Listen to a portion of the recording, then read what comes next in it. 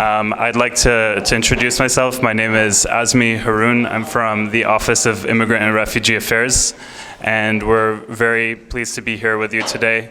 The purpose of this event is to talk about urgent immigration policy updates for the Afghan and for the Somali communities.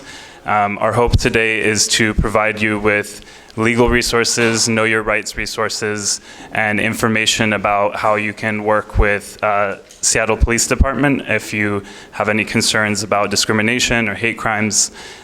We want to be here to show our support to you as a city, and we're here joined by some of our amazing partners who work on the front lines of our communities.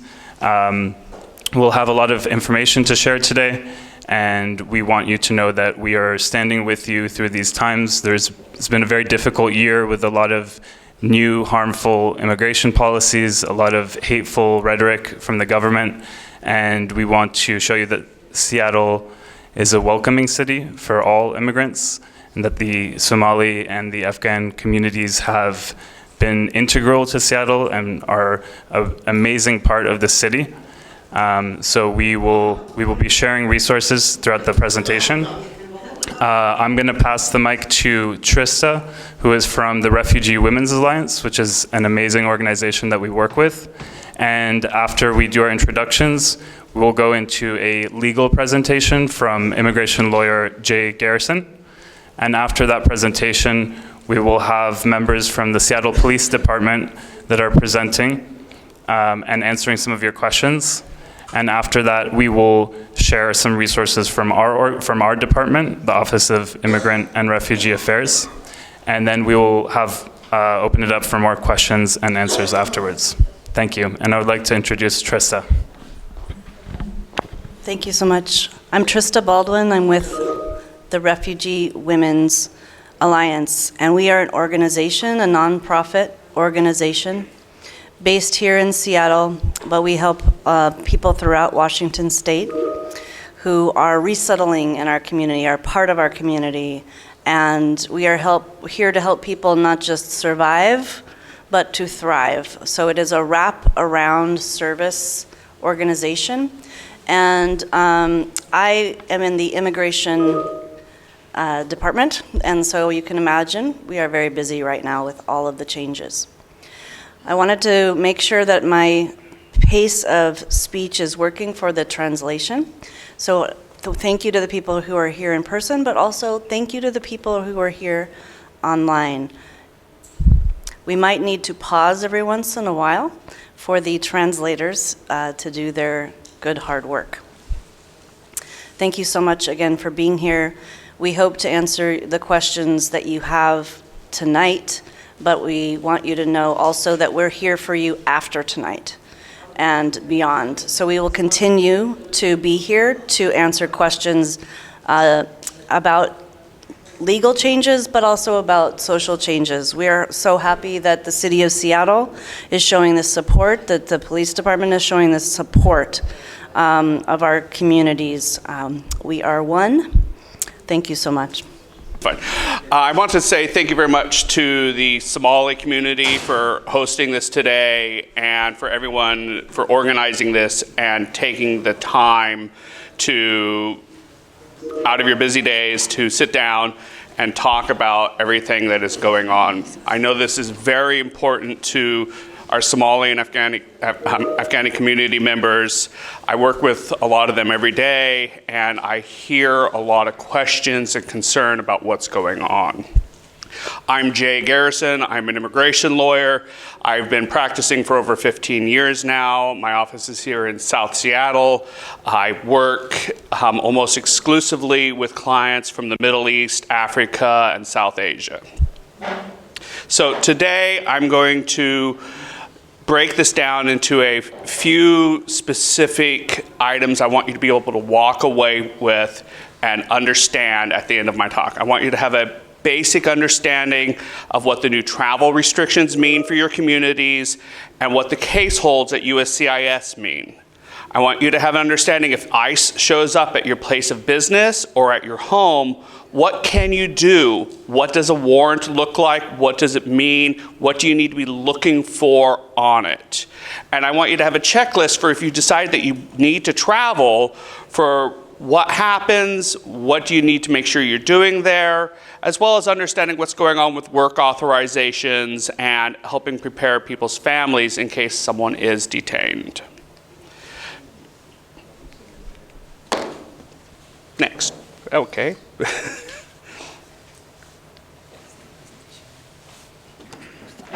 Give us a moment.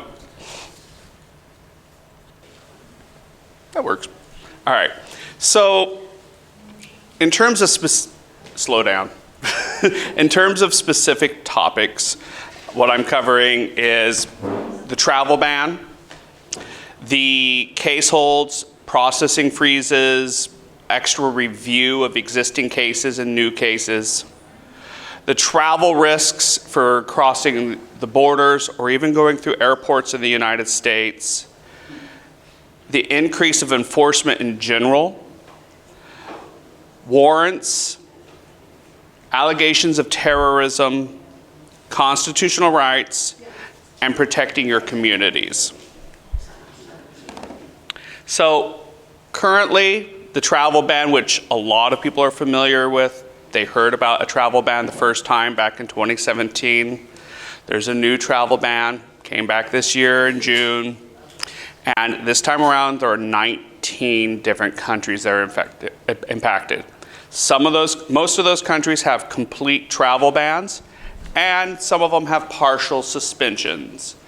I understand that most of the communities that are here today are Somali and Afghanistan, so I'm going to focus what I talk about on them. The travel ban for these communities, what it really means is that if you're seeking to come to the United States on a non-immigrant visa, and you're on those communities, you're not going to be allowed to come here. That means visitor visas. If someone wants to bring a family member here for the birth of a new child, you're not going to get a visitor visa. Student visas, you're not going to get them. Work employment visas, you're not going to get them. Immigrant visas, where someone is coming to the United States to get a green card, their lawful permanent resident status. Immigrant visas for a small group of people, what are called immediate relatives, are still possible. What that means is if you are a United States citizen and you are bringing to the United States your spouse, only one spouse, your parents, or your child who is not married and who is under 21 years old, they can come here. But the amount of proof you have to show that you have a real relationship with them, to show that they are who they say they are, is a lot higher than it used to be. Most of the time in immigration, we talk about things being more likely than not, better than 50%. Now, if you're from one of the travel ban countries and you want to bring a family member here and they're an immediate relative, that family member has to prove their identity, so prove that they've used the same names, the same date of birth, the same place of birth, the same parents, for at least a decade. And they have to show that with actual government documents. This is a real problem for the Somali community because the US government does not trust their documents ever. And so for the Somali community, what this means is they have to have documents from other countries like Kenya and Ethiopia, or if they live somewhere else in the world. For Afghanistan, there's a little bit of a weird trust relationship going on with the Taliban. But we tend to, our government in the United States tends to trust at least proof of identity. On the other hand, proof of relationship is very difficult for both of these countries and for all the travel ban countries. You need to have a formal birth certificate if you were not born in those countries. If you were born in those countries, they are now expecting you to not just have affidavits of birth with lots of details about how the person knows that you were born, but they're also wanting to see records from school and from hospitals, medical doctor appointments, and from anything else that they've been formally involved in. Your refugee applications, past passports. You need to collect all of that. Otherwise, immigration is going to say that you don't have a real relationship and that they won't let them come here. The case will take a lot longer then. The travel ban categories, I just talked about the exceptions. Some what's on the slide. Sorry about that, I got ahead of myself. Moving on. Case holds have occurred in addition to the travel ban. As a lot of people know, earlier this last month, there was an attack in Washington, D.C. by a gentleman who was from Afghanistan. That gentleman caused our president and his administration to decide to add more restrictions on the community. What a lot of those restrictions look like now is a case hold where all currently pending cases for anyone from the 19 travel ban countries are being held. Naturalization interviews, I have 3 of them this week for those communities, are being canceled. All 3 of them, we just received notices this morning that they've been formally canceled. Naturalization oath ceremonies, if the person had already been interviewed and it was scheduled, are being canceled. That doesn't mean it's hopeless. It just means that there's going to be a hold for a while lawyers and the government figure out what this really means. If the government takes too long, communities and individuals who are harmed do have an ability to sue the government to fulfill its duties in a reasonable amount of time. You should talk to lawyers about that if that's what you want to do. You do have to wait until more than the average processing time for the type of case involved. This is also impacting all asylum cases, all adjustment of status, all benefits across the board for these communities have been put on pause. There's a lot of pushback on this right now. Hopefully this will change soon. We don't really know what's in the long-term mind of this administration. They're also reviewing all decisions that were made since President Biden started his term on January 20th in 2021.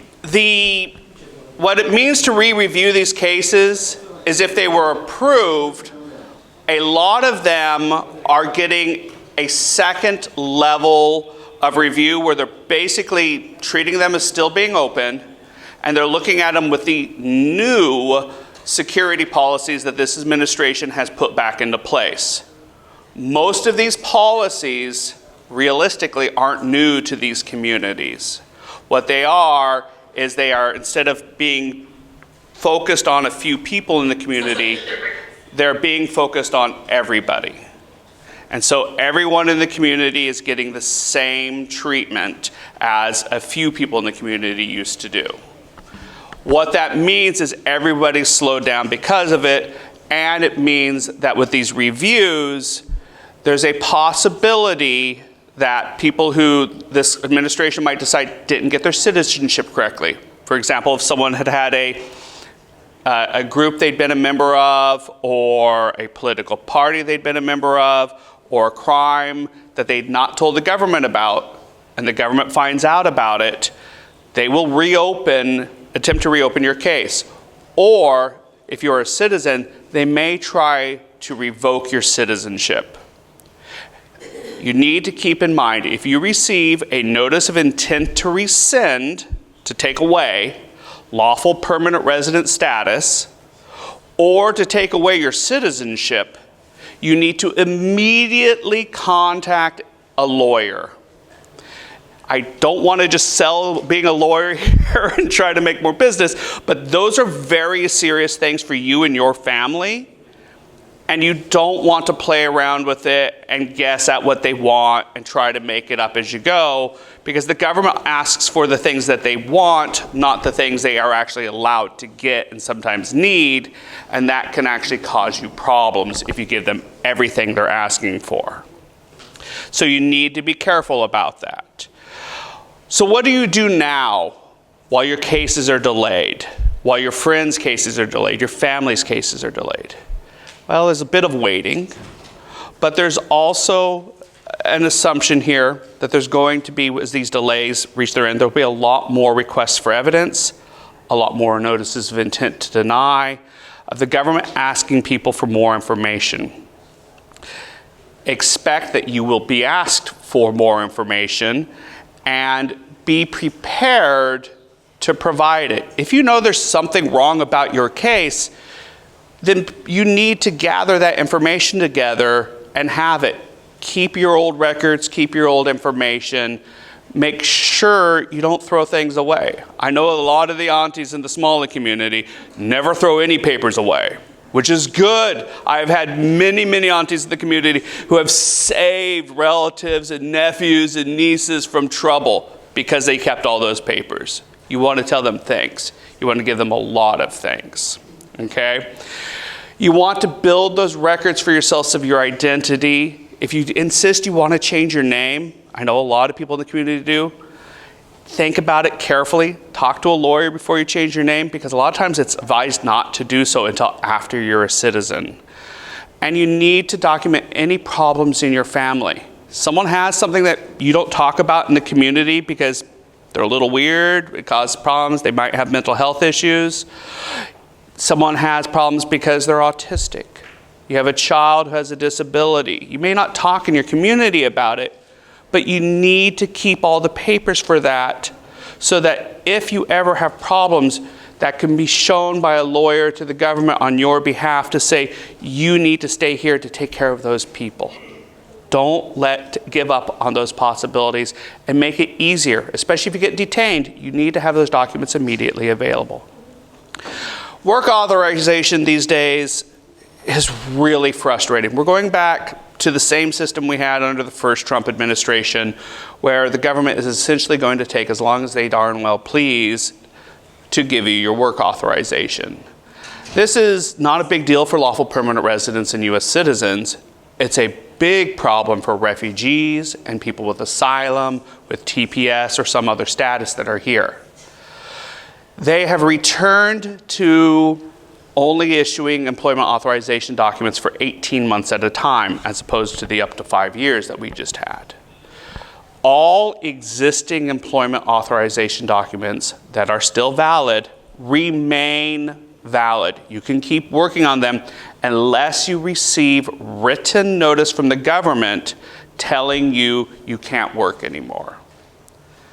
But if you're about to expire with your employment authorization document, then it's probably too late and you're going to have to plan on taking some time off from work. And you need to make an action plan with your employer for that. That's why you need to apply at least 6 months ahead. At the absolute maximum, you're allowed to apply early for your employment authorization document. And once you are within 45 days of your existing authorization terminating, you need to notify your employer. You need to have that conversation with them, and you should start reaching out to your congressional representatives and possibly a lawyer to try to force your application to speed up. All right, there's not a lot of people left on temporary protected status. Let's just be honest, Somali temporary protected status, they just announced they're gonna end it for anyone in the Minneapolis area. And they will probably terminate it when it expires next year.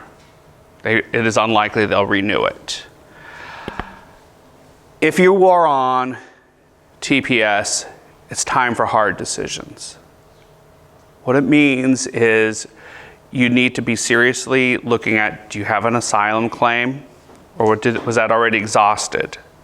TPS is one of the few statuses you can go and still apply for asylum from, despite having been present for more than 1 year. Have you, since you started TPS, maybe got a job that might allow you, depending on the underlying immigration status and everything else? Or have you married a US citizen, or had a child who's a US citizen turn 21? Those situations might be worth exploring for you to see if you can apply for a green card or asylum in some other way. Otherwise, if you don't have any other relief, you need to be really thinking carefully about what your options are and what you want to do. I don't like telling people that they might be better off trying to find a new country that will be more hospitable to them, more like the America I thought I grew up with. But realistically these days, if you're on TPS, if you don't have another option in the United States and you truly are afraid of going home, you should be looking at other countries that might be more willing to take you.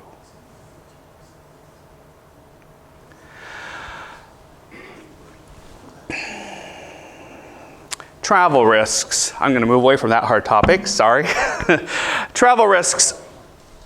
The airports, am I good? Did it change? Travel risks. Well, a program that's existed for well over a decade just got daylighted last weekend, which is great. What that means is it's been made public thanks to the New York Times. TSA, at least weekly, if not more frequently, their databases are tied in so they can do this immediately, shares information with Immigration and Customs Enforcement. That means you hop on your plane and you think you're going to fly over to Minneapolis, to Twin Cities, and go visit some family. You think you're going to have a great week and have some time off, and you might land, if you have a serious immigration problem, and find yourself detained by ICE at the airport. This does happen. It's actually happened historically. It happened under President Obama's administration. It's happened under President Biden's administration. But it's happening a lot more now than it has in the past.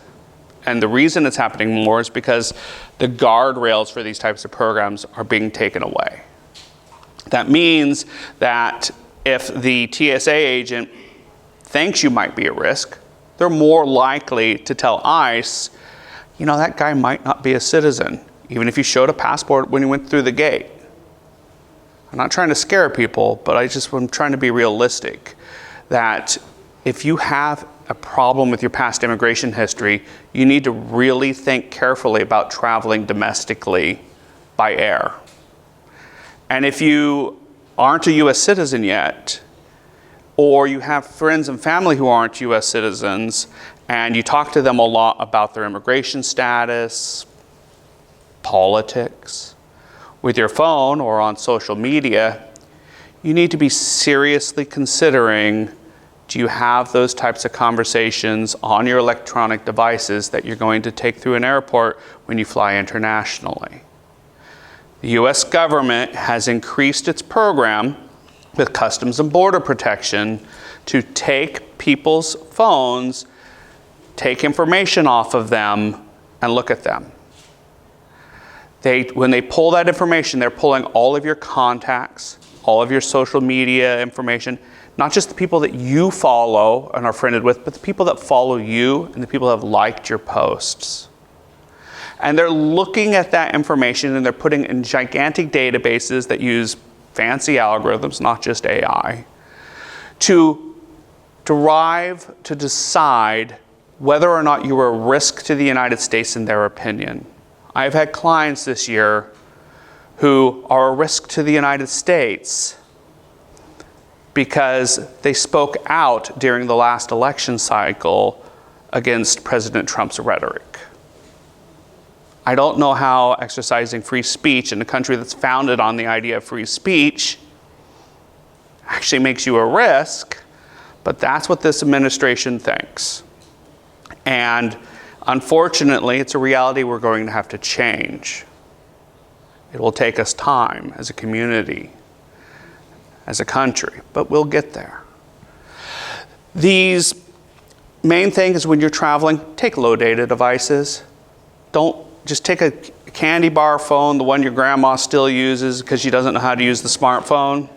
Everyone's got the one auntie, she sticks it up, shoves it up in her hijab, and it just hangs out there. That's the phone you take, okay? Take that stupid flip phone with you and hope you don't have social media. I mean, honestly, I wouldn't be on social media unless I had to be at the moment, which sucks. Make sure you're careful about what you say. I wish I'd never had to say that to anybody in America, but it's the truth right now. Enforcement has gone up a lot. I'm not going to dwell on this. I think the communities really feel it already, what's going on. We've been somewhat blessed in Seattle. I feel like we haven't had as much enforcement directly here. We all hear rumors of it from time to time, but it's not been as dramatically bad as it has been in other areas. Next year it might be. We don't know. It's going to be interesting to see where it goes. It's going to be, hopefully we remain lucky. So to date, the government claims they've detained and removed about 65,000 people in the last year. It's a lot of people. He still hasn't beat Obama in how many he's done. Everyone loved President Obama. President Obama deported a lot of people. The difference between Obama's policies and President Trump's policies are guardrails, okay? What that means is that under the past administrations, schools, hospitals, places of worship, your masjids, your community centers, and courthouses were mostly safe. They wouldn't come into those places. They wouldn't try to detain you in them. This new administration says, we don't care if it's ever been said to be safe. We're coming in anyway. I can tell you there are a lot of really angry judges at the moment when ICE shows up into their courtroom. And a lot of church figures and priests and imams have started speaking out, and there is an injunction against places of worship. Whether or not this administration will respect that or not, I mean, you can just weigh that based on how much you think this administration respects things. So you can't depend on some third place that you go to necessarily being safe. And it's not necessarily safe for those places to take a bunch of immigrants who don't have legal status in the United States and hide them away in their basement, because there are criminal laws that this administration is enforcing against those people. So we have to be careful in what we do as communities to support the immigrants in them, but also not make bigger problems for our communities. One of the big things anybody can do is understand the difference between ICE showing up at your doorstep with their warrant that says Department of Homeland Security across the top, Immigration and Customs Enforcement, and it's signed by an officer, usually a supervising officer. And I'm sure police departments would love to be able to just sign things away themselves, but they don't get to. And they appreciate the guardrails that our Constitution provides. This administration is like, we don't care. We've seen it all in the news where they have gone and a homeowner has said, no, you're not allowed into my house, and they've shoved in it anyway.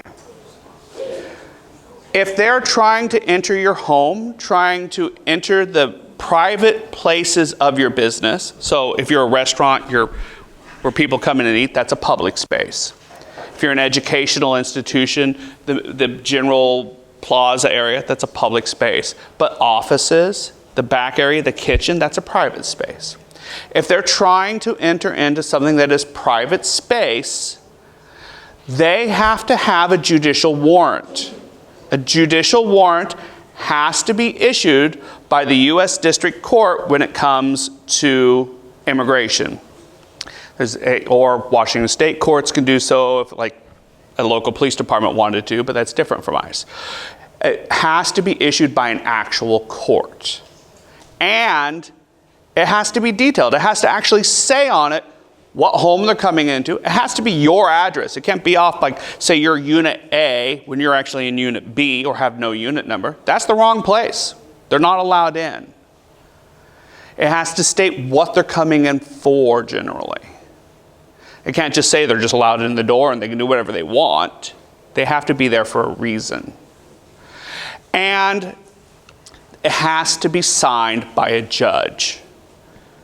If you have a knock on your door, if ISIS came up to your business and you have people in your kitchen in the back and they ask to come in, you can say, I do not consent to your entry. Those are your key words. You don't need to say anything else. I do not consent. I don't agree. You are not allowed in. Show me your warrant. They show you the warrant. It says U.S. District Court on it. Okay, you step out of the way. You can say I don't consent, but I see the warrant, let you in. Call a lawyer immediately. Call your community support immediately. Immigration and Customs Enforcement, Department of Homeland Security, they walk in the door. They hand it, it says Department of Homeland Security on it, and you can say, I'm sorry, you're not allowed in. Now that doesn't mean you can go talk to someone in the back room and say, hey, run out the back. That's going to get both of you in trouble, okay? But it does mean that you can say, nope, you're not allowed in here. You're not allowed in my home. You're not allowed in my business. Okay? Do that. Protect your communities and protect each other. One of the most heartbreaking things I find in some immigrant communities, and I'm lucky that oftentimes the Somalian community and the Afghanistan community, they don't do this to each other as much. But there are communities out there that have malicious envy, where what they do is they see someone doing better than themselves. Oh, that guy just got a job at Microsoft. That must mean he's up to something suspicious. Wait, he's on his second, well, he got divorced and he married a younger bride. That means he's up to something suspicious. Why would anyone like him? She must have paid him. And they call the FBI, they call immigration on each other. Be better than that. Don't be those people. And if you know those people, don't be around them. At the same time, this administration wants to divide communities. Now is the time for solidarity. Now is the time to set aside tribal and clan affiliations and worrying about who somebody is. It's about helping each other and making sure everybody is safe. So, ICE comes up to your door. What do you do? Anyone want to say it? What do you do if ICE is at your door? What do you say? They want to come in your house. I do not consent. Exactly. They show you a warrant. It says Department of Homeland Security. They say, you have to let us inside. What do you say? They knock down your door. What happens? You call 911. You step to the side. You say, I do not consent. And you put your hands in a clear spot and you stand there. I do not consent to you being in this space. That's what you do.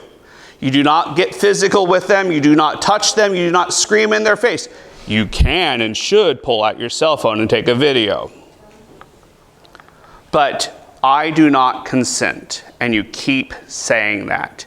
If you're at a place of business, you call the owner, you call 911. You're at home, you call 911. They are in this building without my authorization. They are trespassing.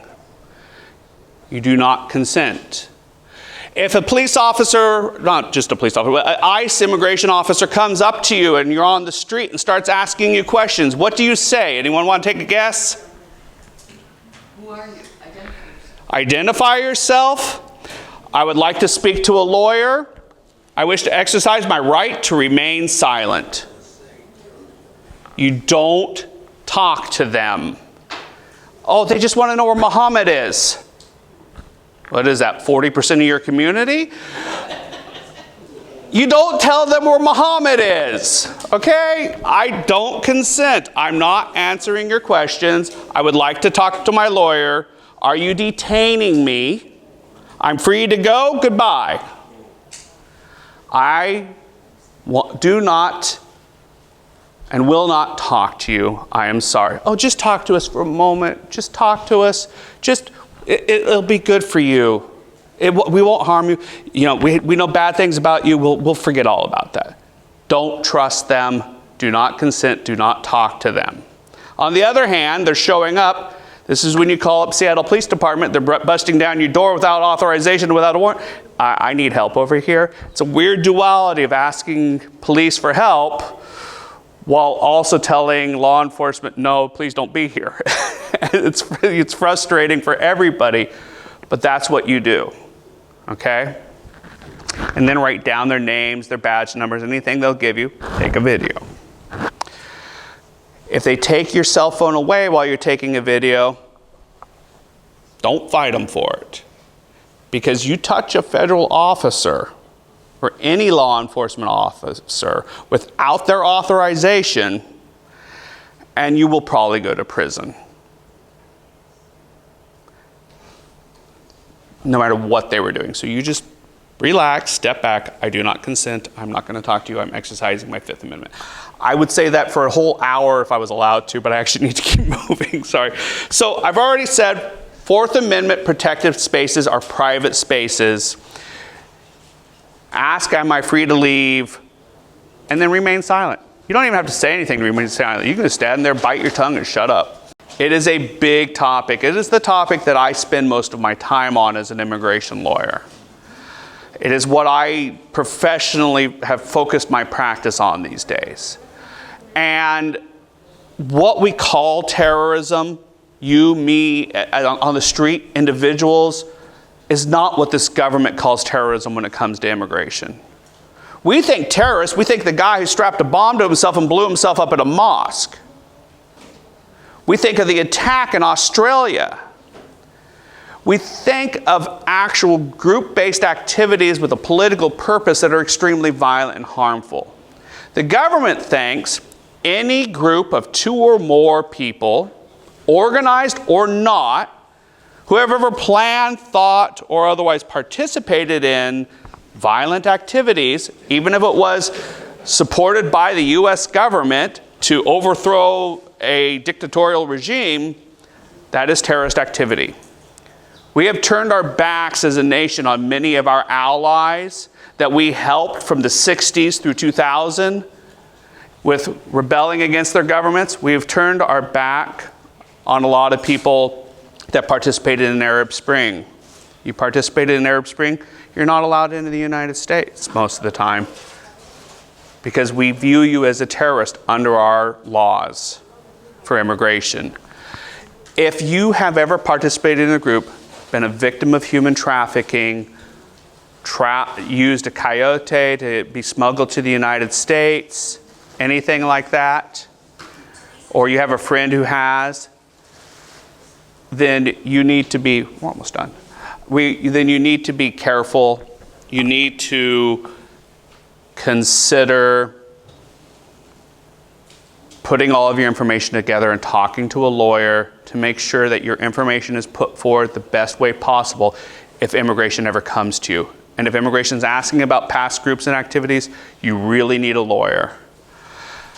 There are exceptions to it. There are common triggers for it. I'm not going to go into it forever. So, how do you protect your families? How do you protect your community?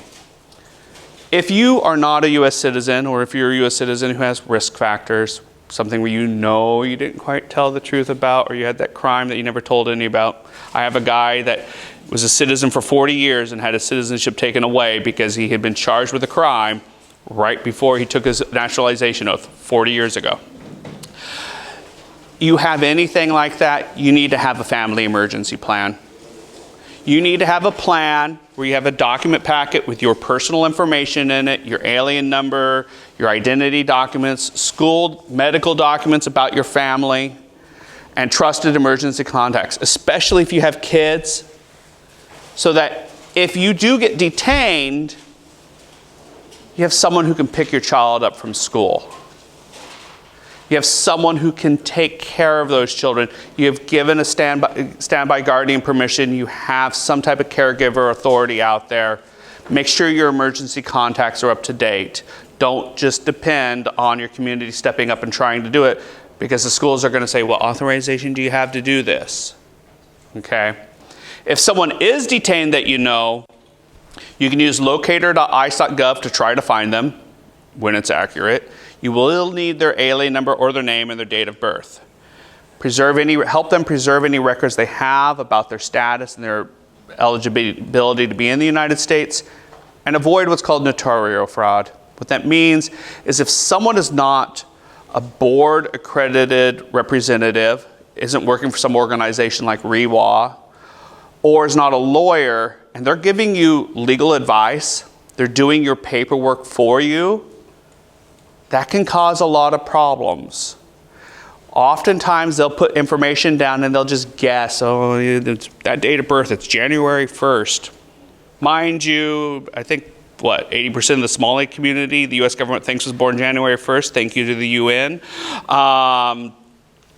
You just need to, what I love is when Somalis, by the way, will come up and tell me they're January 1st, and I get talking to them, like, well, actually I was born March 8th. And I'm like, okay, you know this information. So making sure that you have accurate information, that you're truthful about it, that you're consistent with what you've said in the past.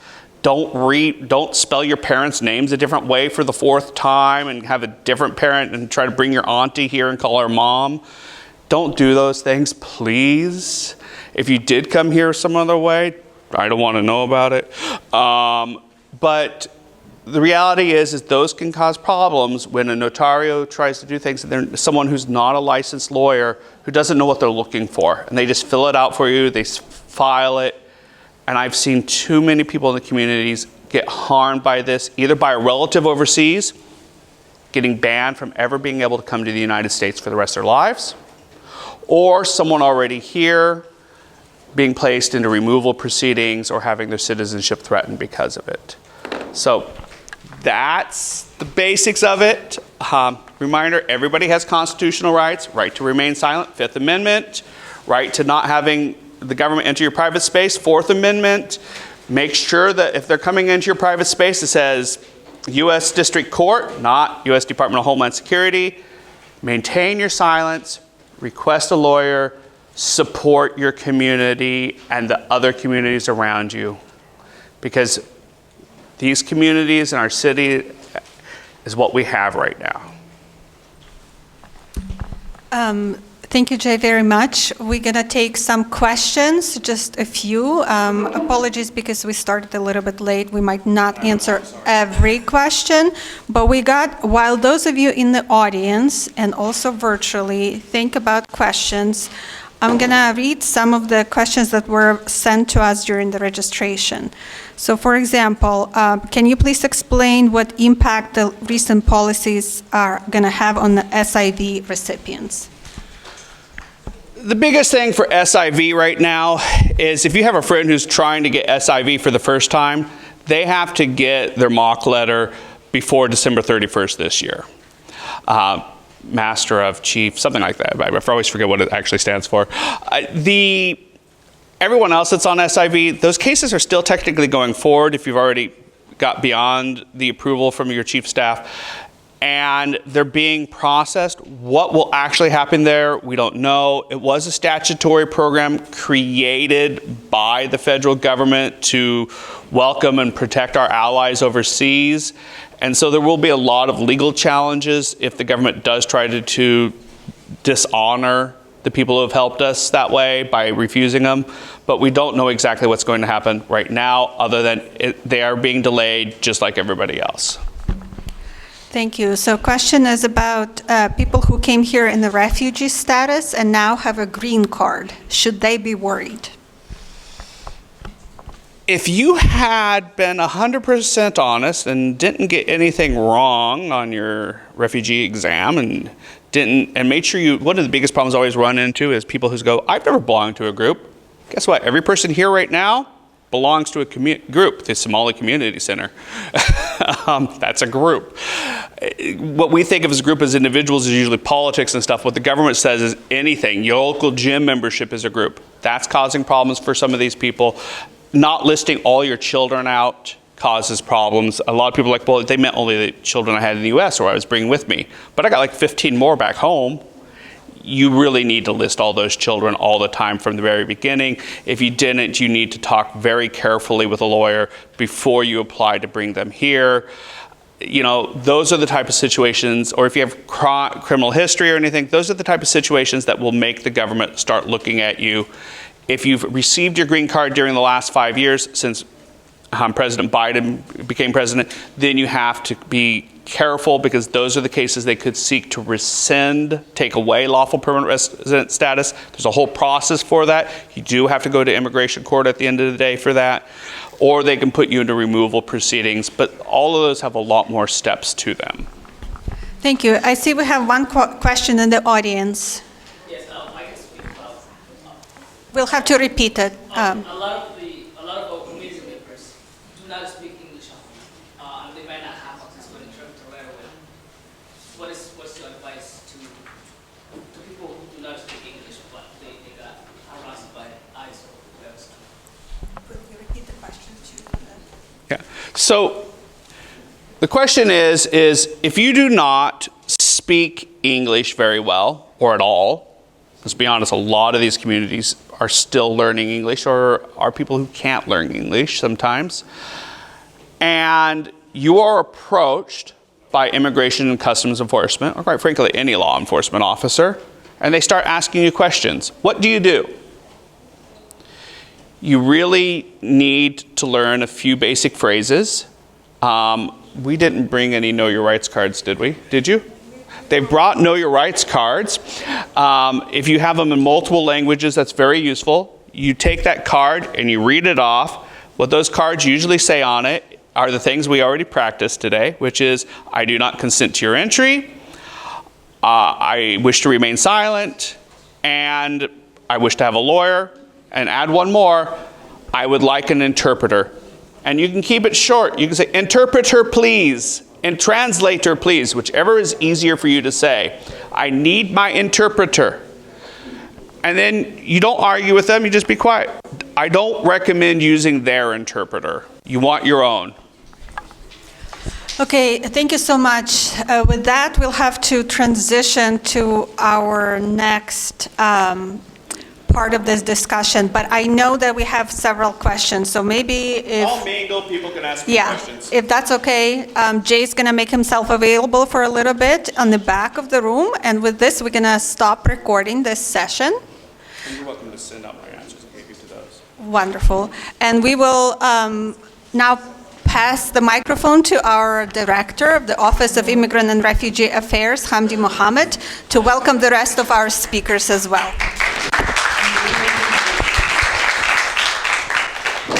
Good afternoon, everyone, or good evening. It's dark officially. Assalamu alaikum. Damantiwani wa salama. Please give a round of applause to Jay for his time, expertise. I know that many hands went up as I was walking up, because there are a lot of people who do have questions for you. And I did talk to a number of folks before this event. And today, I think one of the most unfortunate things that we are hearing from specifically the Somali American community is, like you said, so many of them are naturalized citizen. Some of them are born in this country, but are afraid of denaturalization.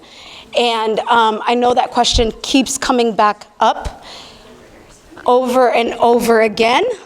And we will make sure that the information that goes out will explain that. It's talk slower because there's interpretation happening. I think the short answer, Jay, and you can correct me, is it is very, very hard to denaturalize somebody.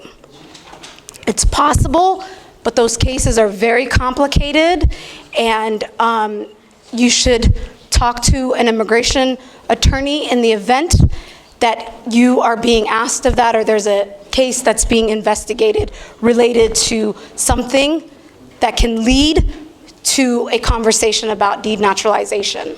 Do you want to add something, Jay? It's a little bit of a tangent, but one of the things to keep in mind is that evidence that the government has to show to take away someone's citizenship is not the same as if they're going to convict you of a crime.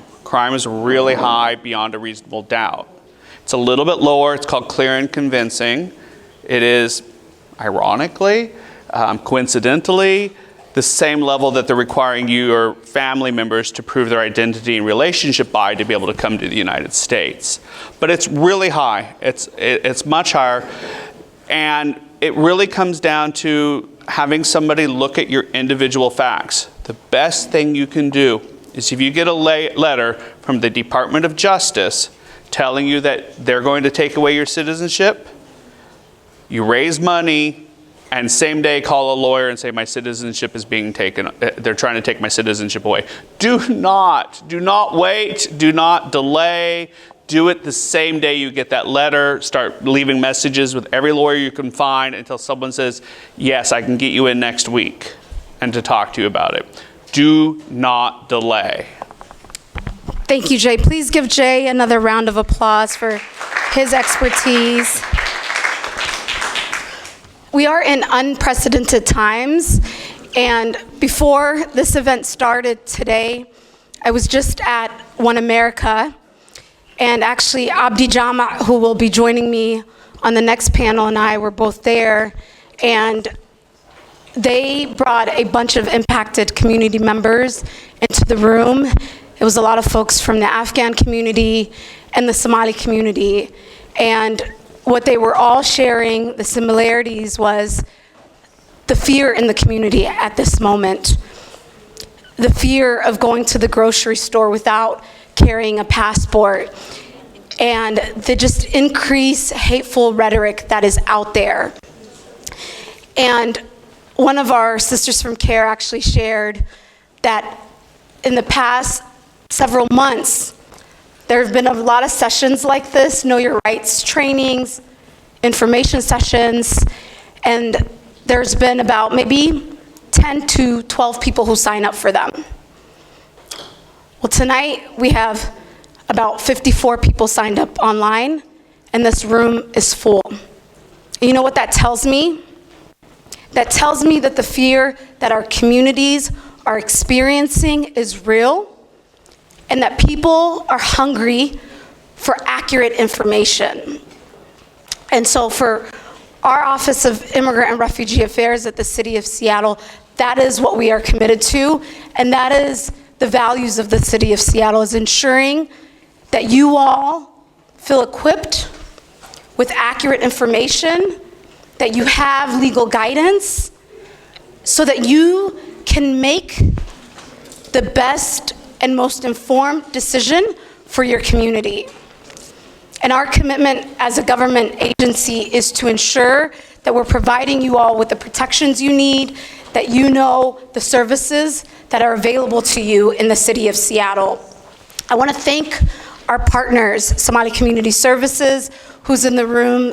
Our executive director is here, Sahara. Please give her a round of applause. The Refugee Women Alliance, CARE. Please give them a round of applause. And I also want to thank the dedicated staff at our Office of Immigrant and Refugee Affairs for the City of Seattle. Many of our staff are in the room. Please raise your hands. These folks work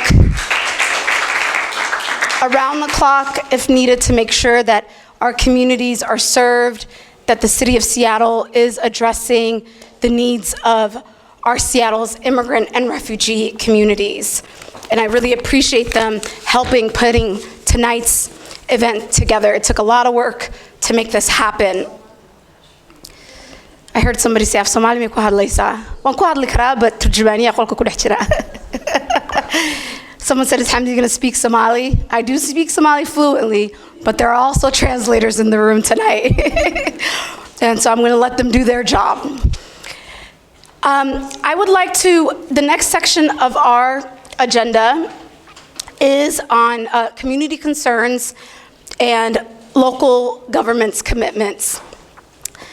One of the things that we want you all to hear is from those who are working in our community, but also our Seattle Police Department. In this moment, we have heard, we know for a fact actually, when you have these hateful rhetorics that come from the highest office in the United States, what we end up seeing or hearing about is an increased hate crime in our communities.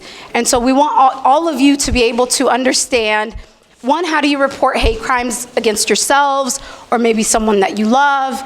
And two, how does that get investigated? And so we're lucky enough to have SPD here tonight to help answer some of those questions, and then we will hear from our community members. But before I move and invite the panelists to the stage, I know that we have Toshiko Hasegawa, our Port of Seattle Commission president, who is here. I want to give her an opportunity to share some thoughts before we begin. Good evening. My name is Toshiko Hasegawa, and I am Port of Seattle Commission President. I'd like to thank my colleague, who is also Commissioner Hamdi Mohammed, for bringing us all together tonight. And I am broken to hear the updates that the Seattle Office of Immigrants and Refugees has to share with you all, the community, tonight. Over this last year, we have been working to be able to respond to the assault from the Trump administration, from the Muslim ban and the travel ban, to the uptick in immigration enforcement, to the Islamophobia, to the most recent last week, Somali phobia, to make statements, to improve policies, but most importantly, to let you all know, our community members, that you have elected officials who will fight for you. So I want you to know, I'm here tonight because we care, and we're going to continue this fight together. Thank you for having me in this space. Thank you. I felt like, thank you, Commission President Hasegawa, for being here. I know many of you have questions related to the airport and what is being done there, and I will say my hats could not overlap more now than ever. Immigration is one of the top issues that the Port of Seattle is dealing with, and Commission President Hasegawa is a great resource for you all to go to if you have questions related to TSA, CBP, ICE, any of those operations that are happening at the airport. She is a resource. She also serves on the transition team for Seattle Mayor-elect Wilson. Give her a round of applause for her dual hats that she wears. And will be helping shape the future of Seattle. Next, I would like to invite Matt, who's here from Seattle Mayor-elect Wilson's office and who is from the outreach team, to share a couple of words. Thank you, Director. Thank you. Good evening. My name is Matt McIntosh. I'm a Community Relations Manager for incoming Mayor Katie Wilson. And I want to echo everything that's been said already.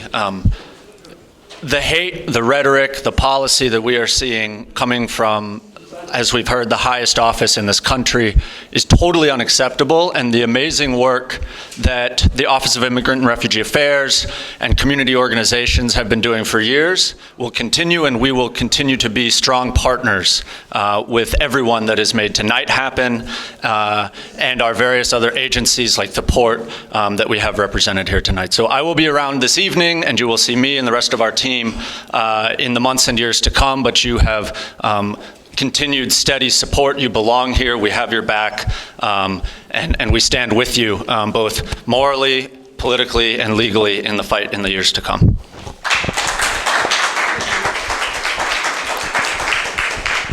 Thank you, Matt. And Mayor-elect Wilson did put out a statement on her social media platforms standing in solidarity with our Afghan and our Somali American community as well. We're excited for her leadership as a coalition builder herself. We know that the issues that the immigrant and refugee communities are experiencing is also among her top priorities. So Matt, thank you for being here tonight and for hearing from the community. With that said, now I would like to invite Abdi Jama, who is a legal advocate, to join me here on the panel, Shireen from CARE, as well as SPD Director Brain, to join us on the panel. Please give them a round of applause, and we'll get into our community concerns and local government discussion. So I'm going to improvise a little bit, and I hope Brother Rizwan is prepared. When Brother Rizwan asks to be given the mic, you give the mic. That's kind of how this works. Brother Rizwan is a longtime community member, community advocate, and a supporter of our immigrant refugee communities, and has his own story to share and would like a minute to provide some comments to this room. Thank you. Unfortunately, I've been in business for the last 37 years, international. Can you speak closer to the laptop so folks online can hear you well? We have 54 people online. They'd love to hear what Oh, okay. you say. Thank you. I've been in business, in a travel business for the last 37 years. I specialize on international market. That means all my customers, international travelers. Throughout from Seattle to New York, we are a wholesaler. And when 9/11 happened, within few hours, the whole FBI officers were in my office.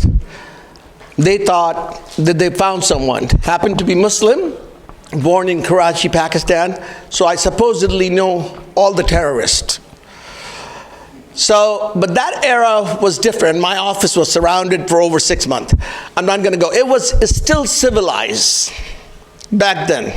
They talk very politely, nicely, threaten you, say go to the mosque, do this, but it's still in a very civilized manner. A Muslim been harassed throughout the United States. Then the travel ban era came. People been harassed, and the new things we heard about it, renunciation.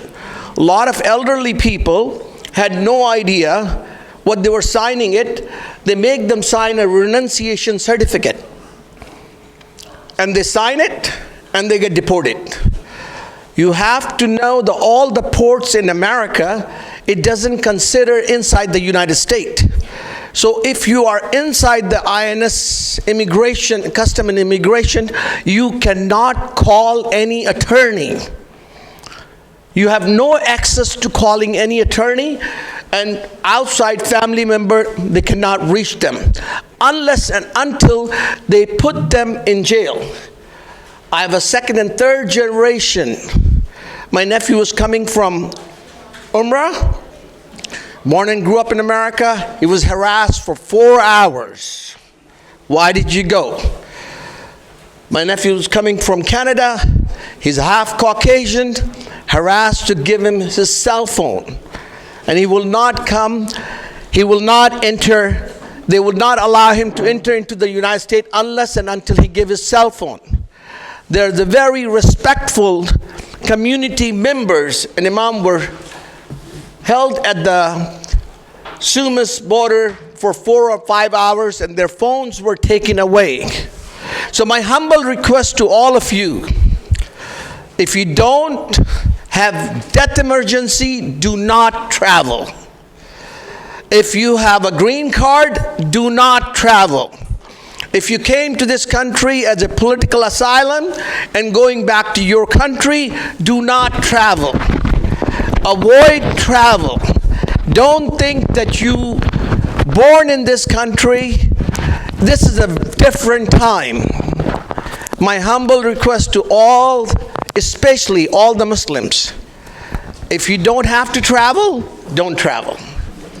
You know, The rest is all up to you. Thank you so much. Thank you, Brother Rizwan, for sharing your experience and your advice. And if you're thinking about traveling, I definitely do hear what Brother Rizwan is saying. There's serious concerns around it, and if you yourself are worried about that travel and know that you have any sort of immigration issues, I would always say go and speak to an immigration attorney before you plan that trip, and make sure that you have the appropriate legal guidance. Is there a question? Just a kind reminder to speakers to slow down for our interpreters, please. And then we should all slow down for the interpreter, starting with myself. I think this mic is working, but maybe, Abdi, we can just start with introductions going down, and then I have questions for each of you. All right. Good evening, everyone. What's going on? Why is the room dead? What's happening? Good evening. There you go. All right, thank you for having me. My name is Abdi Jama. I am an immigration program director with Catholic Community Services of Western Washington. I've been doing this work for over 20 years, and I see some faces here tonight, some of our elders, some folks that I helped naturalize. So I'm glad that y'all are here representing us in the community. I appreciate you all, and I'm here to support in any way possible. Thank you so much.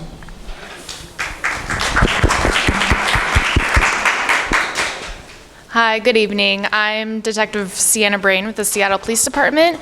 I investigate hate crimes and bias-related incidents for the department, and thank you all for having me. Good evening, Salam Alaikum. My name is Shiridaka Mustafa Zada. I'm working with Immigration Justice Project of Care Washington. I've been working for over 4 years with Care Washington. Thank you so much, and I'll let my staff tell me for when we're running over time at some point. Thank you, each of you, for the work that you do in community. You're a very important part of this discussion. If I can start with Abdi, could you share from your work directly working with our Somali community? I heard you just also say you've helped with naturalization, even amongst folks who are in this room, and also Afghan families. What are some of the most concerning things that you're hearing today? How has the recent pauses, maybe restrictions, or even delay impacting people that you're seeing on the ground? Thank you so much, Hamdi. Yeah. So as far as what we're hearing in our program and also in the community at large, there's a lot of fear among the specifically among the Afghan and Somali community. In general, there's a lot of fear around the Muslim community. But with the Afghan and the Somali community, in light of the rhetoric from the president and the situation that happened with the National Guard, a lot of community members are very scared. We know that people are now canceling their trips that they have already put together months ago. We know that people are carrying their passports and telling each other. So there's a fear that there may be a backlash that could be taking place with the messaging that has been said or that has been echoed by our president and his administration. So that has created a huge, huge fear in terms of like people that are asking information and also being worried about being misinformed, right? So the community sometimes do not have enough guidance or support around this topic. That's because the community is large, and we as community leaders or advocates or legal advocates, there aren't enough of us. And so I highly encourage that the community reach out to folks that they know, they trust, that they're familiar with. But that's one main thing that's been happening. In terms of the impact of actual folks that I've been working with, I know people who have been, for example, in line for the oath ceremony after they have completed all of their interview process, who have been yanked away, right? Like, oh, you can't naturalize today. Cancellations of interview appointments, refitting of the green cards, I'm sure the attorney mentioned. A lot of those things are scaring the community away.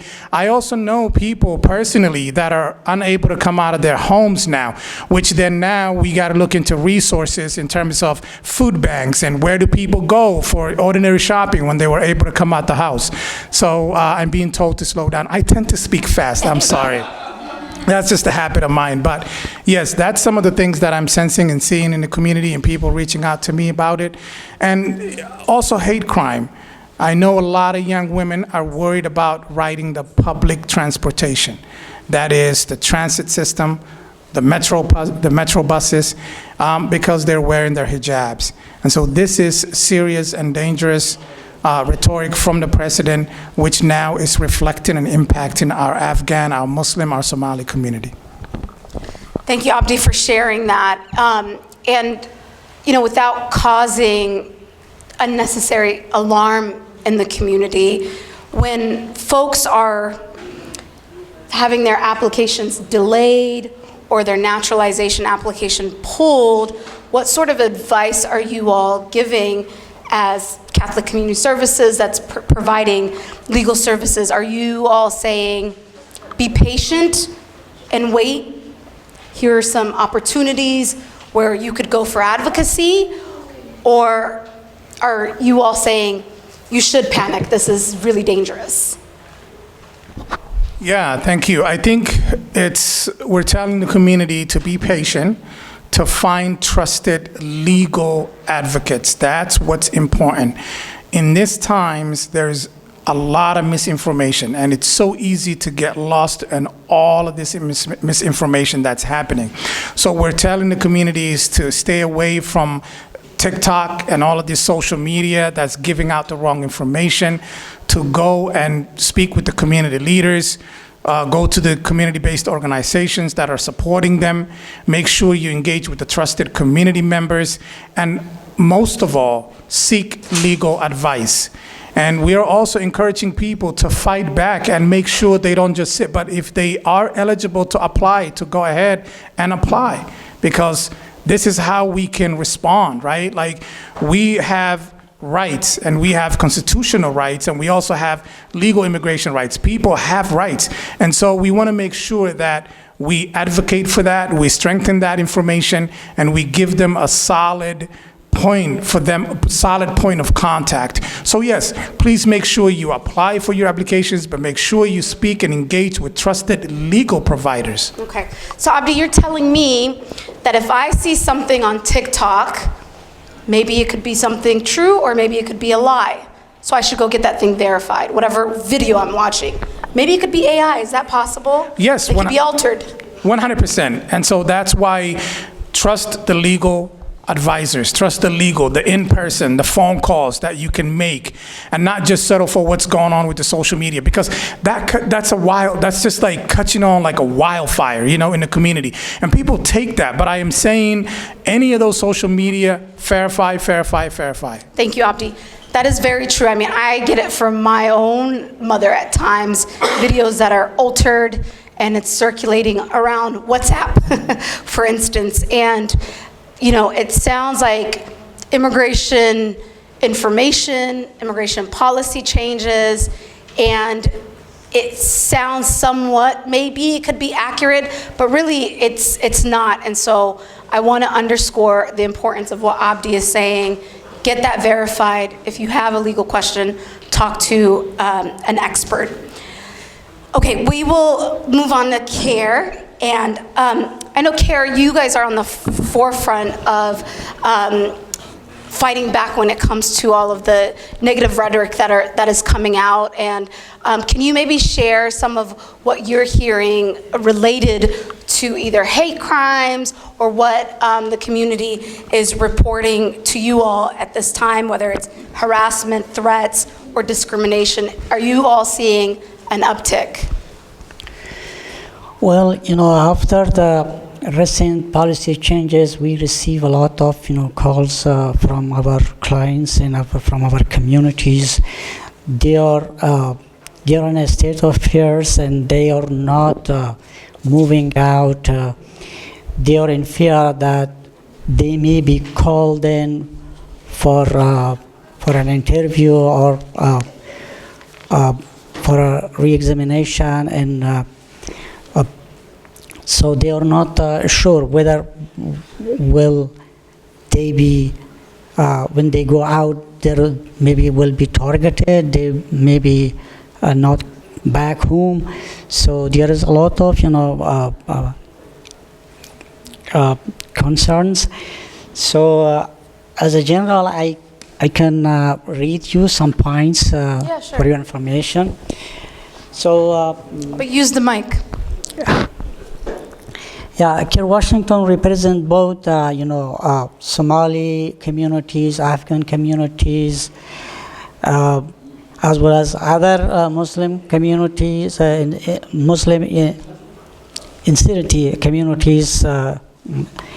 So the majority of insurgencies impacted by the immigration policy changes, mostly they are a Muslim community member. The policy changes impacting, people already here in our community, people who green card holders, citizens, as well as those who are waiting for their application approvals. The changes effectively halt all processing application for an indefinite amount of time. This means people remain in limbo as whether they can be lose their job, pursue new job, travel to visit family, or continue to their immigration processing. Additionally, the changes seeks to review cases of already granted benefit. This means that the people who already have asylum and citizenships are in fear, never knowing if they are going to get called in or get a notice that their green card is canceled. So these communities face increasing Islamophobia in targeting. CARE has experiencing and increased calls of people experiencing discrimination, bias, and hate crime. So, as an example, I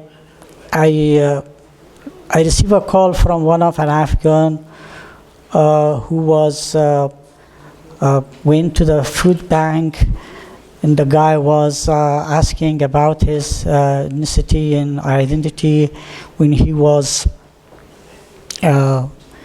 introduced him that he was an Afghan immigrant. So it was discriminated in a hate crime, and they told him that that you are a criminal, you are a killer. Yeah. That's terrible. Yeah. Thank you.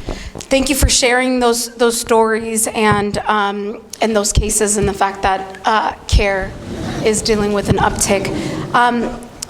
Detective, I would like to pull you in a little bit. Some of the questions that we've been hearing, you've heard from our two other panelists that there's obviously lots of fear in the community, an increase of reports of hate crime. How does Seattle Police Department respond to hate crimes? How are they investigated? How can somebody report something like that? And I know each one of those are big questions, but maybe we can start with number one, what is defined as a hate crime? And then how can someone report that? Where do they go? So first question was, what is a hate crime, right? So the RCW defines it as somebody intentionally and maliciously targets an individual in whole or in part of their perception that person's protected class, right? So that's race, national origin, gender identity, gender expression, etc. And so really what that means is the suspect targets somebody because of their perception of that protected class. It doesn't have to be accurate either, right? So they perceive you a certain way, and you're like, I am actually not a member of that group. However, it's based on what the suspect sees and how they act, right? And the second part to that is they target you and they can commit a crime in doing so. So the most common we see are they assault you, they, threaten to assault you or threaten to damage your property, or they actually damage your property. But that's not an inclusive list. It can be any number of crimes. That's kind of what, general definition of a hate crime is. That's really helpful. And then how does someone report it? Could they could choose to report it through SPD directly? Is that a portal? Do they call 911? And if someone's afraid to call 911 or SPD, can they go through a community organization like Care Washington to report it? Yeah, absolutely. So the first part is you can report it by contacting the department directly through 911 or the Seattle Police Department's non-emergency. So we don't have a portal. We have an online reporting system, but not for hate crimes or bias-related incidents. You're going to want a officer either over the phone or in person to take that report for you. So that's really important. If you don't feel comfortable calling 911 or speaking to an officer directly, you can absolutely go through one of your community groups, and we'll go from there. We'll work with you, because I've been working on, I'm fairly new to this position, but working on meeting with various groups such as CARE and creating that relationship. So if something does happen and it doesn't get to the police, it can at least reach us through these groups so we can get those things reported and make sure people are being taken care of and we're aware of things going on in various communities. Thank you for that. And there are cases where hate crimes have happened and someone reported it against themselves, and that case was solved by holding that person accountable. So I say that to say, if a hate crime does happen or you suspect it, you should find a trusted person to report it to, because there are plenty of precedents that shows people being held accountable for that harmful action that they commit against you or maybe a loved one. Yeah. Yes, Abdi, please jump in. Yeah, so thank you so much. We have seen incidents where situations does not start as a hate crime. For example, someone gets into a vehicle accident, and then the perpetrator or the person at fault comes out and then now starts to talk about the person's hijab and, calls them names and go back to you guys, this, that, and the third. And so now it becomes a hate crime in my view. So police comes there, police reports it as a hate crime. In the police report, it says that detectives take on the cases, then it drops into an assault. What is the oversight mechanism then to then hold the detectives or the folks that are persecuting accountable for that hate crime when it's obvious it is a hate crime? Line can hear you. Welcome, Captain. Yeah, so your question is, when something is investigated and you're saying that you do not believe that the outcome was what you thought it should have been? Correct. Well, the initial reporting, the police gets there, hears the story, sees the witnesses. The police says this is a hate crime, reports it as a hate crime. Then it's passed on to the city, and detectives take on it. And then they say, well, it's not a hate crime, it's just merely an accident, plus assault third degree or something like that. So how do we hold that detectives accountable? What is the oversight to say, no, the police report that, the witnesses saw it? Yeah, maybe if I could just add to Abdi Jamat's point as well, just even better understanding how it gets investigated, right? Yeah, so how do you do that? Right? So when you reported a hate crime or any crime, right? So you get a 911 call, you get a report from a community member. Are first responders would be the police beat, the people in the street and the uniform that go out. They gather all the information, they gather all the evidence, they put all this together, and then they send it to the detective. The detective does the same thing, though. She'll start her investigation. She'll go speak to the victim, suspects, if there is one, and then she gathers all her stuff, and then she puts it all together, files a report, sends it to the prosecutors, right? So it has to meet the legal statute for them to be able to file up on it, right? So let's say if it meets the legal statute, we're real proactive at going against these criminals, right? So we actually really go after them all the time. She has a bunch of cases. She always goes after them. The problem comes into whether it meets the legal statute for the prosecutors, right? So, and you're saying what? I don't know what the prosecutors' oversight would be. For us, I mean, we file every case, and every case that comes through has to have that standard, right? So that's our oversight. It always has to meet a standard. So once we file that, so if you ever come across a case that you think that wasn't investigated properly or didn't have the merits, you can always reach out to us, and then we'll take a look. I mean, I'm glad to take a look at any case.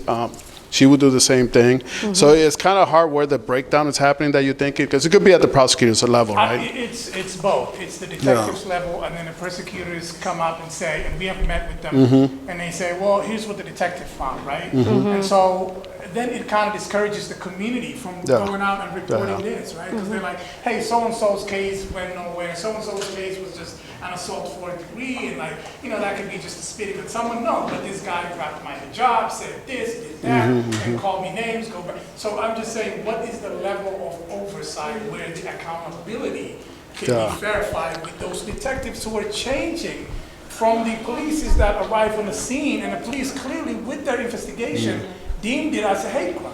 Yeah, if we have an investigation that we believe wasn't done properly, we have an Office of Professional Accountability that gets reported to, and they'll be the oversight for us. But like I said, a lot of times for us, we have a standard, and we'll meet that standard, right? So it's like, I mean, and like I said, if anybody in the community ever comes across that incident there, there's a lot of, you could call a supervisor, you could call their supervisor, you could call me, you could even go above that, you could even report it to the Office of Professional Accountability. But the thing is about it, like I said, 99% of the time would be because it doesn't meet the standard. I mean, I'll let her speak to what the real standards are, because I don't think she touched on it too well. But she could go ahead and explain those out real quick, so you can understand. Thank you for that. And Abdi, thank you for the follow-up question. What I hear you all saying is, Abdi's questioning, I know we're all speaking really fast, and they're translators also online, but what I hear is that at times someone could report a hate crime, or officer shows up to a site and someone is saying this person pulled my hijab. There's an incident where it's being deemed as a hate crime maybe in that moment. And what I hear SPD saying is, we investigate those hate crimes, we go through our investigation process, and then it gets sent over to the prosecutor's office, and the prosecutor's office then takes it from there. And so I also hear Abdi saying, well, we want those detectives also being held accountable if what they reported to the prosecutor's office maybe goes against whatever the community member experienced.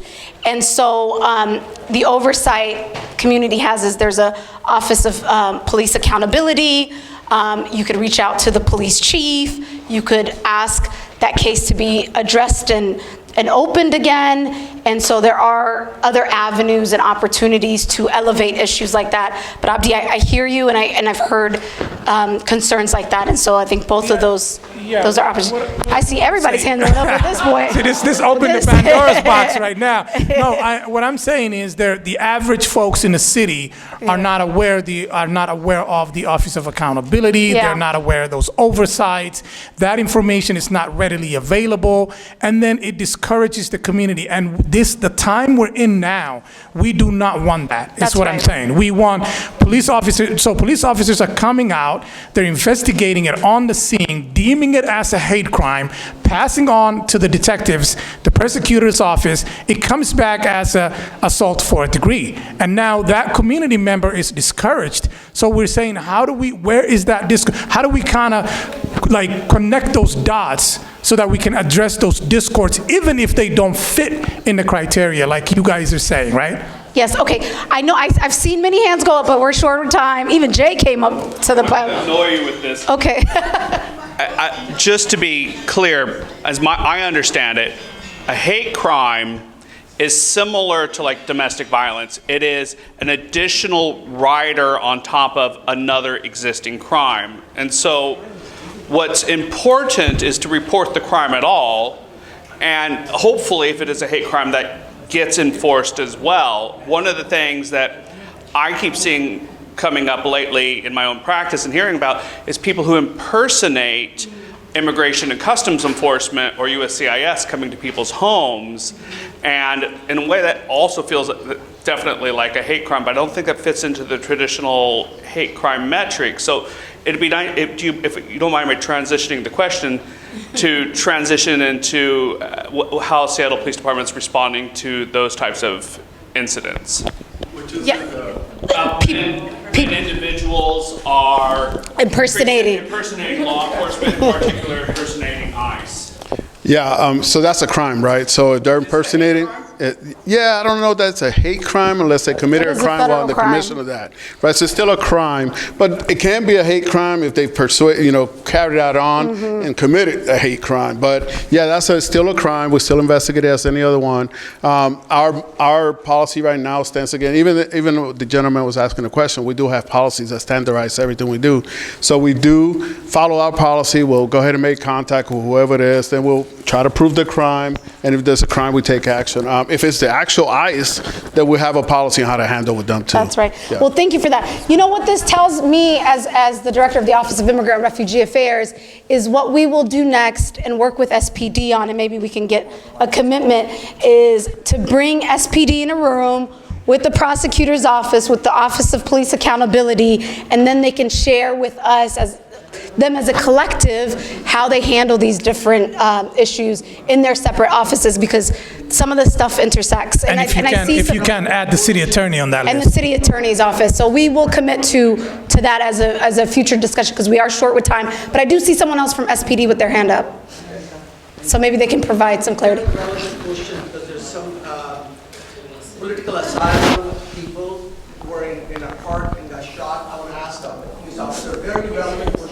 Happening to the community, and this person got shot 4 times. And okay, Brother Rizwan, you know what I'll do is we'll let SPD answer the question, then I will come back to you. I want to talk to the SPD, very important question. Okay, and then we have the family safety plan discussion as well, so we can keep talking about this, but we just so you know, if you're here to learn about family safety plan, it's going to take a little bit. Go for it. I'm going to say this real quick. I am Nicole Powell, Assistant Chief of Investigations. I think the biggest thing is communication. Okay. What we don't do well in SPD and what we are improving on is when we have these things, people don't know the investigation process. Just because at the initial site of when the officer responds, and it's that there's a lot of more things that happen with the detective and investigation process, and working with, whether we're working with King County Prosecutor Office or the Seattle City Attorney's Office.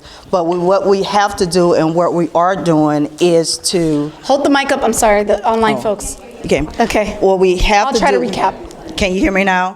What we have to do and what we are doing is building that relationship and communication with victims of crimes. So a lot of times they don't understand the process, how things go from one thing to other. And we are working on improving that as their case go through the process, let them know why it's not categorize that, but you got to understand it's like a rider. It may be an assault, just like domestic violence. It's domestic violence, but it may be assault, domestic violence, and it may be property damage. It's the same thing with those type of crimes, but we have to, us as SPD, work better with our survivors and victims of those type of crimes to explain to them that. So sometimes it's just miscommunication because that lack of communication between us and the victim, and that's where we're working on. So thank you for that question. Thank you. Thank you for that follow-up answer as well. So what we can also do as an office is make sure that as you guys translate those materials, we can hold discussions like this too, to get people to be able to ask these questions, but also make sure that the information is being translated, because what I hear you saying is there's a lot of breakdown in communication. People don't know how the investigations work, what the different offices that intersect are supposed to do, and so we'll make sure that we break that down as much as we can for the community. Thank you both. All right. I know we're short with time. SPD is still going to be in the room and they to ask questions. And Nafisa has her hand up. Yes, come up, Nafisa. Nafisa usually comes right up to the front, so I'm surprised. Okay, Yeah, I will. Yeah, hi. My name is Nafisa. Welcome, Nafisa. I do work for Somali Independent Business Alliance. I just wanted to share some information. For last few days, a few small businesses were not coming to the office about services. Then we didn't know what to do because we have a lot of technical support and other stuff that they should be compliant, like minimum wage and stuff like that.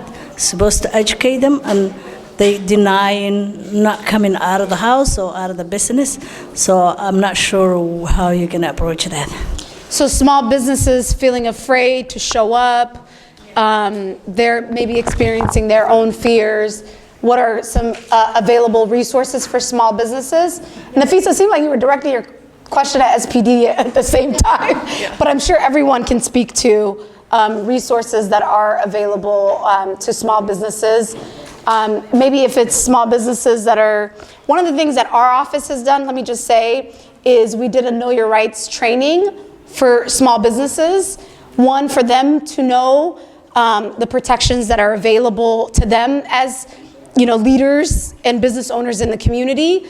So in the event of, let's say, federal agents show up to your small business, what kind of protections do you have? What questions do you ask them? And also, the second part of that was making sure that small businesses knew what the protections are available to them for their employees, so that employees are not afraid to show up to work, and that those employees also know what their rights are.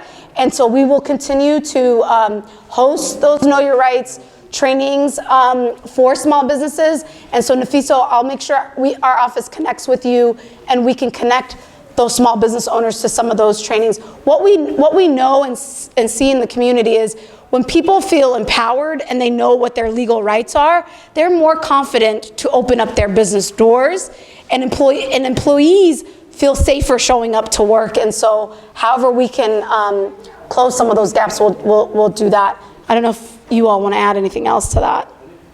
All right, I'm going to move us to safety planning before you guys change your minds. Thank you so much. Please give our panelists a round of applause.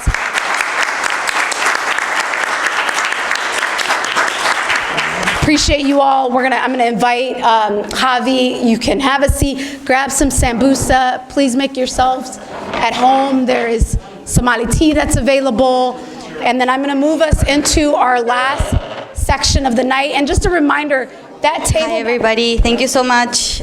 Thank you, Hamdi. I appreciate it. Okay. Yeah. I'm going to turn it over to Javi. Javi runs our rapid response program. She's frontline for a lot of the rapid response work that's coming out of our Seattle Office of Immigrant and Refugee Affairs. She's going to run the next part of this presentation. Please give her a warm welcome. Oh, thank you. Thank you. Thank you all so much for still being here tonight and for your patience. It's been a long evening. I had a presentation for you today, but it's late, so I want to be mindful of your time. So I will keep it very short. I just wanted to end tonight by giving you some resources, some services that you can access that are available for free.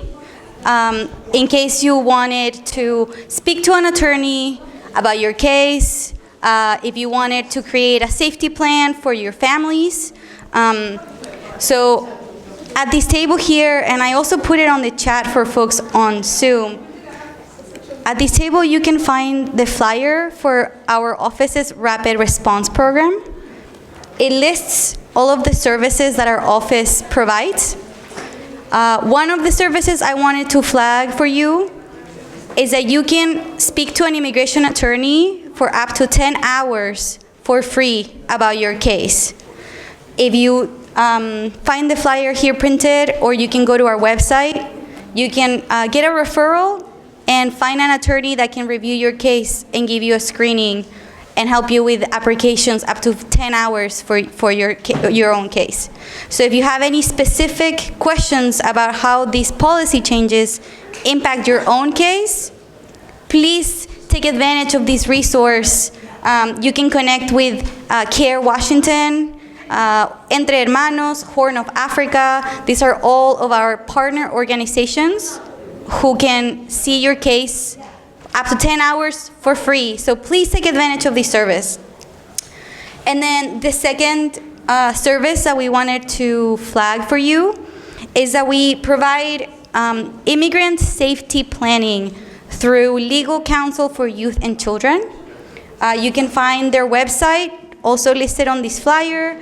You can find all of this information on our website, on OIRA's website as well. Immigrant safety planning is for families if you are afraid of deportation or detention and you have children who you would want to plan custody plans for. You can request an appointment, again, it's for free with trained staff, and they can notarize your guardianship plans. They will help you plan for all of the safety documents that you should have readily available, and just kind of plan for worst case scenario to see who can pick up your children from school, who can access your information, how they can find you if you were to be detained. This is going to be a plan that you can have notarized and prepared for worst case scenario. And this is a service that Legal Counsel for Youth and Children will provide on a one-on-one basis appointment privately. And these services are offered in English and Spanish. But on their website, you can find the Immigrant Safety Plan document translated in multiple languages as well. These are incredible resources. They are free services available to the community, and I really encourage you to take advantage of them if you need them. So you can find our flyer on this table. There's a lot of Know Your Rights information translated into Dari and Pashto and Somali. So please take a look at these resources before you head out, and also look at our website for more information on these services. And we just wanted to thank you so much for coming today. For folks joining online, thank you so much for your patience with some technical difficulties.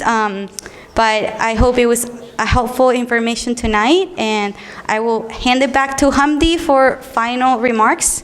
So thank you all so much.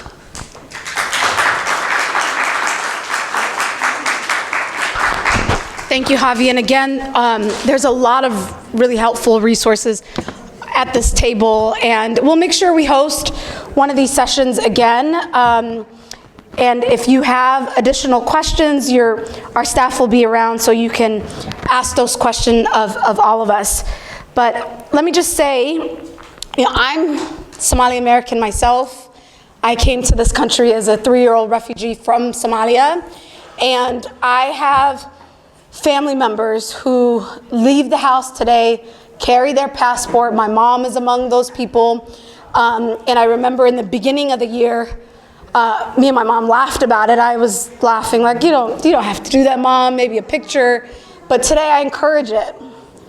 I just encouraged it to my young nephews who, are both Muslim and Black, and told them how important it is that they're mindful of how they engage with federal agents today. I know the fear in our community is real. I know why this room was full tonight. Why online was full tonight is because people are afraid. And what I say is that we have a federal administration that is expecting us to be fearful, that is expecting us to stay at home. But I want you all to know that you belong, that we see you, that as a government agency and elected leaders, appointed leaders, we stand with you. We'll make sure that you have the legal resources to make the best decisions for your families. We'll continue to hold safe places, safe spaces like this today so that you all feel informed and that you should walk around with your heads up. We know the contributions our immigrant and refugee communities make In Seattle alone, you guys pay millions and billions of dollars in taxes. Somali Americans, Afghans, these are frontline workers, our doctors, nurses. They work in our public school systems. They work in our healthcare facilities. And these are people that deserve respect and dignity. And so I want to affirm that for each and every one of you who is thinking about putting your head down or that is feeling like you have to hide in this moment. You don't. I don't. We're in this together. Thank you so much.